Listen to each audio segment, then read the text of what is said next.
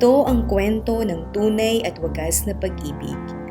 Pag-ibig na walang hinangad kung hindi ang mapabuti ang lagay ng bawat isa. Pag-ibig na pinaghihirapan, pinagsusumikapan, pinagtitiyagaan at dumarating sa tamang panahon. Masipag, mahusay, mabilis at matiyaga. Yan ang mga salitang malapit sa aking puso na paraan ng pagpapakilala sa kanila. Sinasalamin nila ang kagustuhan ng kahit sino man na maging mabuti ang lagay ng ating pamilya. Dahil ang pamilya ay pamilya. Kahit anong mangyari ay hindi pwedeng ipagpalit, hindi pwedeng piliin, pero dapat tanggapin. Sa pagdaan ng panahon, marami na rin silang nakilala na nagpakita at nagparamdam ng pag-ibig na pangmatagalan. Sa itinakdang panahon, nabago nila ang buhay ng ating mga bida.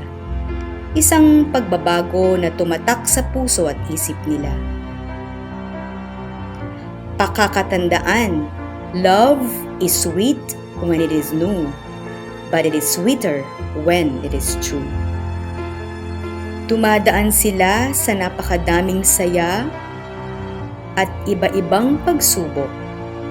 Patunay lang na hindi araw-araw kilig, hindi araw-araw Pasko. Lilipas ang panahon at pagdadaanan ninyong muli ang mga pagsubok na ito. Pero anuman ang mangyari, makita nyo sanang dahilan sa mga nangyayari sa buhay nyo. Ipagpatuloy ninyo ang kabutihang ginagawa nyo sa mga kapwa nating naghahanap ng wagas na pag-ibig. Sa bawat taong makakasalamuhan nyo, isipin, damdamin at sabihin na ang pagmamahal ay walang pinipiling panahon dahil araw-araw ay ang tamang panahon.